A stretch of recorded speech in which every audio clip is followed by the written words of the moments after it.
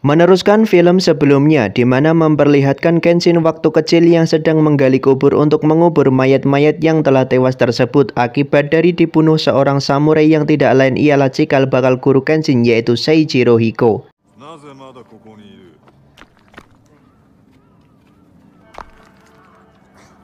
Di saat samurai tersebut mendekati Kenshin kecil dan bertanya siapa namanya, dan ia pun menjawab ia bernama Shinta. Ya, Kenshin kecil dulu adalah yang bernama Shinta, jauh sekali dari kata garang, kuat, dan berwibawa. Malahan sedikit terlihat lucu karena pada dasarnya Shinta adalah nama yang biasa disandang anak perempuan, dan saat itulah samurai tersebut memberikan nama Kenshin agar terlihat kuat sekaligus menjadikannya murid.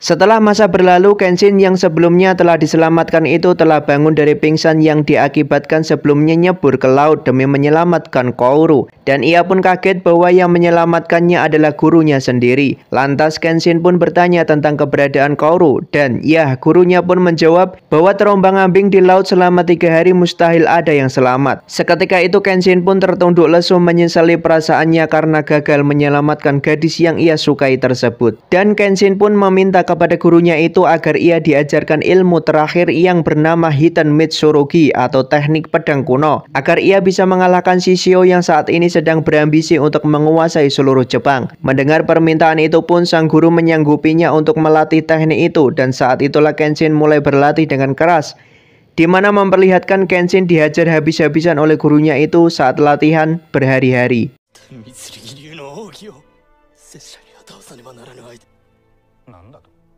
Di tempat lain nampak Shishio yang telah sampai di Tokyo dan langsung menembakkan meriam ke arah warga dan sekaligus menandakan bahwa itu kehadirannya. Dan di saat itu salah satu anak buah Shishio membawa salah satu warga dan ia mengatakan bahwa ia melihat pria yang terdapat bekas luka silang di pipinya. Mendengar hal itu Shishio pun mengetahui bahwa Kenshin masih selamat dari laut.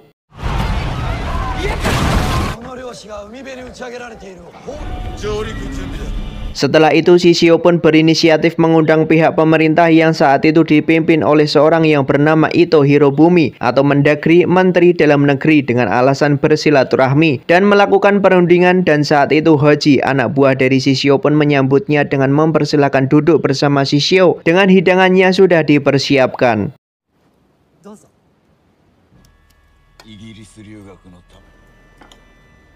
Dan saat itulah salah satu menteri itu pun dibunuh hanya karena menyela omongan dari pihak Shishio yang membuat Pak Menteri dan para jajarannya pun ketakutan. Tapi mereka tetap memperlihatkan ketenangan karena jika mereka merespon berlebihan maka Shishio pun akan melakukan hal yang sama.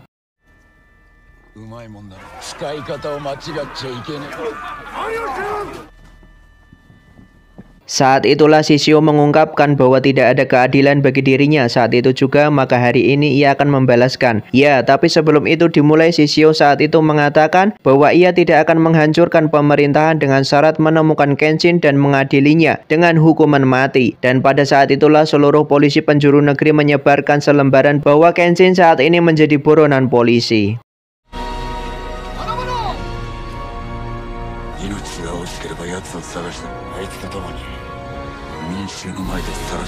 Kabar itu pun sampai pada Sanosuke yang saat itu mereka merasa bahwa Kenshin masih hidup dan selamat. Dan tiba-tiba datang seseorang untuk memberikan sebuah kain. Saat melihat itu Misao pun ingat bahwa ini kain yang diikatkan ke lengan Kaoru. Melihat hal itu mereka pun langsung menuju rumah sakit dan benar saja bahwa Kaoru masih hidup dan sedang dirawat di sana.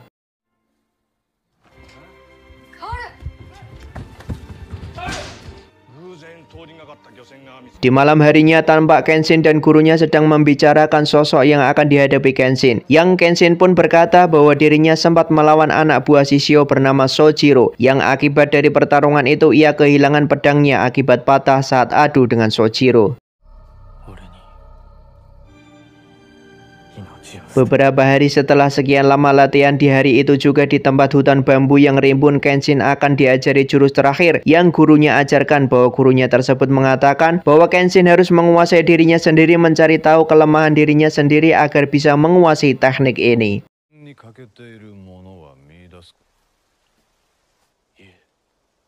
Ya, dan setelah diketahui bahwa jurus yang Kenshin pelajari itu bukanlah jurus yang teramat susah, bahwa hanya dengan mengetahui kemampuan dari dalam diri, maka hal itu juga dia akan menguasai jurus tersebut. Dan gurunya pun berkata bahwa jika dalam diri masih ada keraguan dikarenakan mengingat dosa beban yang telah lalu, maka seseorang itu tidak akan bisa mencapai kemampuan dalam dirinya. Maka Kenshin pun harus bisa mengendalikan dirinya sendiri untuk bisa menyelamatkan banyak orang, bahkan dirinya sendiri.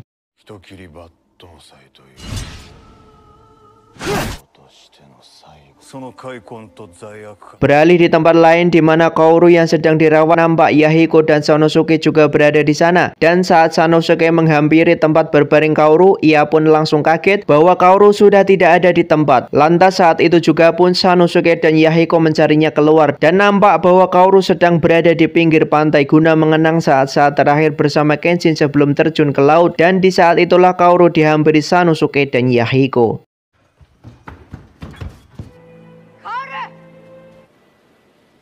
Beralih ke Kenshin yang saat itu telah bertemu dengan Misao dan mengatakan bahwa Kaoru masih hidup. Mendengar hal itu, Kenshin pun tampak senang dan Misao mengatakan bahwa Shishio telah mengendalikan pemerintah. Dan saat itulah Kenshin diizinkan gurunya untuk pergi untuk memerangi Shishio.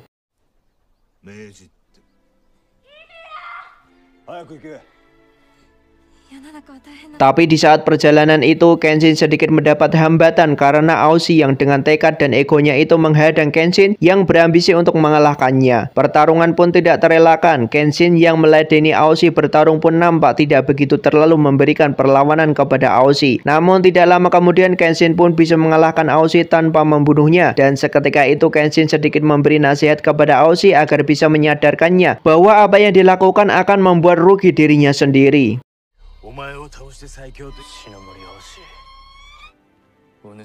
Sesampainya di dojo, Kenshin bertemu dengan Mogami yang di sana tampak sendiri karena Kaoru, Yahiko, dan Sanosuke belum kembali. Sesaat setelah itu Mogami pun memberikan baju baru yang ia tinggalkan sebelum menuju ke Kyoto. Dan saat itulah polisi datang ke dojo guna menangkap Kenshin. Keributan kecil pun sempat terjadi, tapi para polisi itu bukanlah lawan Kenshin, dan seketika itu Kenshin memutuskan untuk menyerahkan diri ke polisi.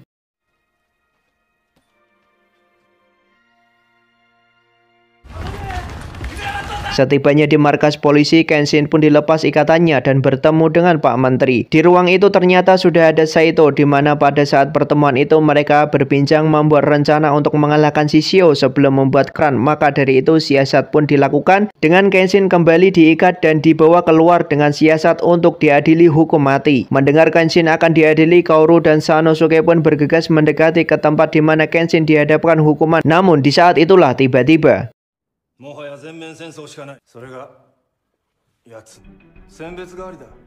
ya, itu adalah siasat yang sudah direncanakan agar Kenshin bisa mendekat ke Shishio. Dan setelah tali ikatan dilepas, maka saat itulah Kenshin, Saito, dan polisi yang lain langsung menyerang para anggota Shishio.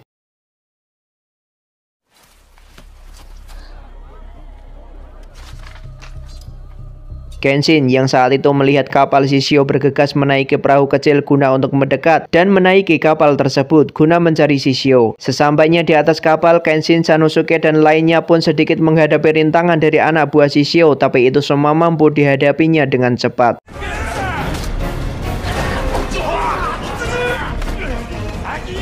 Ya, Sanosuke pun mendapat lawan yang sepadan di kapal itu dan baku hantam pun tidak terhindarkan. Dan seorang biksu lah yang menjadi lawan tangguh Sanosuke. Di tempat lain, Kenshin akhirnya bertemu untuk yang kedua kalinya dengan Sojiro yang tempo lalu mematahkan pedang, namun bukan jagoan Kenshin namanya.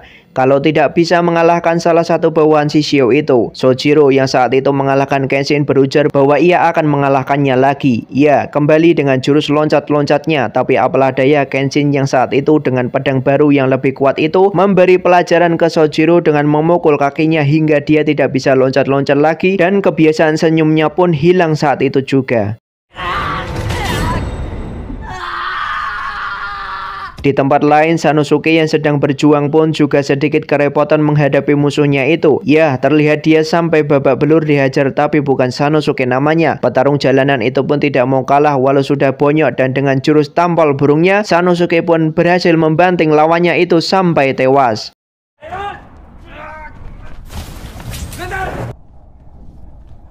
Hoji yang saat itu melihat Kenshin pun menembakinya dan saat itulah muncul Shishio dan berhadapan langsung dengan Kenshin, di mana dua jagoan hebat bertemu dalam pertarungan ini.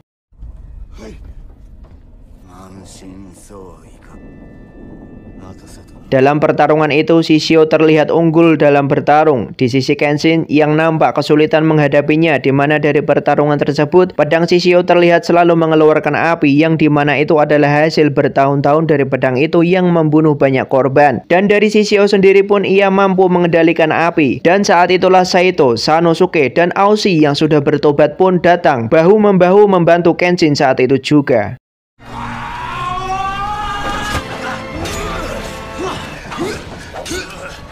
Di saat Shishio mulai kelelahan dan di mana panas tubuhnya meningkat karena dia tidak bisa mengatur suhu tubuh, kekasih Shishio pun turun dan menghampiri Shishio dan menghadang Kenshin agar menghentikan pertarungan ini. Tapi alangkah terkejutnya bahwa Shishio menghunuskan pedangnya mengenai kekasihnya itu dan tembus sampai ke Kenshin. Itulah kelicikan Shishio dalam bertarung.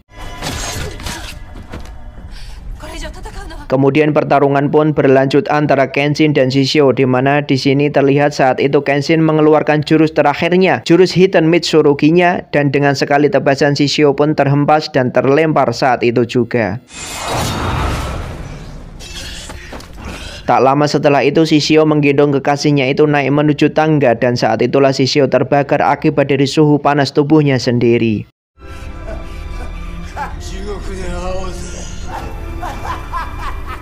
Sesaat setelah mengalahkan Shishio, Kenshin dan lainnya pun disambut Kaoru di tepi pantai dan di situ juga disambut oleh Pak Menteri dan sekaligus memberikan salam hormat atas perjuangannya itu.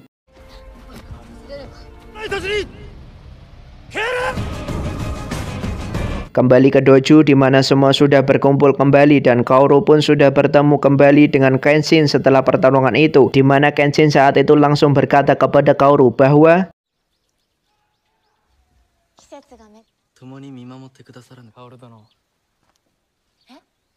dan film pun usai.